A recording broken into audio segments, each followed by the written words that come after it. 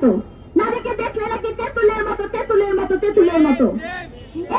এবং ভুলে যাবেন না সেই কওমি জননীর কথা, যে কওমি জননী ওই তেঁতুল দত্তের হুজুরের সাথে হাতে হাত মিলিয়ে আমাদের মুখ বন্ধ করে দিতে চেয়েছে যে যদি এই হুজুরের নামে কিছু বলো তাহলে তুমি জেলখানায় যাবে। আমরা শুনে এসেছি পোশাক দিয়ে ধর্ষণকে থামানোর গল্প, আমরা শুনে এসেছি পোশাক দিয়ে সিডিউস করার গল্প। যে পোশাক পরে যদি ওয়েস্টার্ন হয়ে যায়, পোশাক পরে যদি বাঙালি হয়ে যায়, পোশাক পরে যদি আকর্ষণ তৈরি হয়, তাহলে নাকি ধর্ষণের শিকার হয়। ধর্ষণের শিকার তো তনুও হয়েছে, ধর্ষণের শিকার তো ছোট্ট শিশুও হয়। তারা কি সেক্ষেত্রে পোশাক পরে হয়? ধর্ষণ কখনো কাপড়ের সাথে যুক্ত কোনো আলাপ নয়, ধর্ষণের সাথে নিবিড় ভাবে যুক্ত হচ্ছে ক্ষমতার সম্পর্ক। আমরা কি মরিয়াকে ভুলে গেছি? আমরা তনুকে ভুলে গেছি? আমরা কত কত নাম এভাবে ভুলে গেছি? আমরা কি ইয়াসমিনকেও ভুলে গেছি? আমরা কি ভুলে গেছি যে পুলিশের কাছেও আমার শরীর, আমি নারী, তা নিরাপদ নয়? আজকে যে হিজড়া জনগোষ্ঠী আছে তাদেরকে কিভাবে রেপ করা হয়, ধর্ষণ করা হয়, তার অভিযোগ কি কোথাও করার সুযোগ আছে?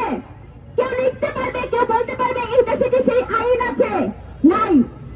আজকে দিনের পর দিন মাদ্রাসার শিশুরা ধর্ষণের শিকার হচ্ছে, সেটার নাম আপনি দিচ্ছেন কি? বলাৎকার। কেন দিচ্ছেন? কারণ এই শব্দের মধ্যে আপনি মনে করেন ধর্ষণ একটা ক্ষমতাহীন শব্দ আর বলাৎকারের সাথে ক্ষমতা যুক্ত শব্দ। শব্দের রাজনীতি পর্যন্ত আপনি বাদ দেন না। কেন পুরো বাংলাদেশের সীমান্ত কেন মেয়েদের জন্য সেফ থাকবে না? কেন শুধু জাহাঙ্গীরনগরের সীমানায় সেফ থাকবে? কেন আমি হাঁটার সময় চিন্তা করতে হবে আমি হাঁটতে যাবো কি যাবো না? কেন ভাবতে হবে আমার হাঁটার সময় আমার সঙ্গী লাগবে? এই যে ভাবনা, এই মানসিক দাসত্ব প্রশ্রয় দিয়েছে আপনাকে ধর্ষণ করার অধিকার দিয়ে দেয়। রাস্তা দিয়ে বের হওয়ার সময় যে নারী আপনাকে বলে এই মেয়ে তোমার কাপড় ঠিক করো, সেই ভাষাটাকে রুখে দিন।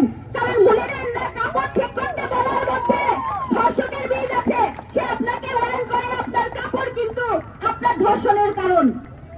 যেই মেয়ে আপনি হাঁটতে গেলে যখন আপনাকে বলে যে আপনি এভাবে হাঁটছেন কেন, মেয়ে মানুষ হয়ে আপনি এভাবে কথা বলছেন কেন, চিৎকার করছেন কেন, হাসছেন কেন, সেই প্রত্যেকটা আওয়াজকে রুখে দিতে হবে। কারণ ধর্ষণ কোনো একদিনের গল্প না, ধর্ষণ একটি প্রক্রিয়া, ধর্ষণ একটি ক্ষমতার চর্চা। ক্ষমতার চর্চা শুধু পুরুষ করে না, তার চেয়ে দ্বিগুণ তিনগুণ বেশি করে পুরুষতান্ত্রিক নারী, পুরুষতন্ত্রতে বিশ্বাস করে যে নারী, সেই নারী। আপনি কোন লিঙ্গের মানুষ সেটা জানার দরকার নাই। আপনি পুরুষ হন, নারী হন, হিজড়া হন, যে লিঙ্গের মানুষ হন, শুধুমাত্র এক জায়গায় যে একত্রতা ঘোষণা করুন,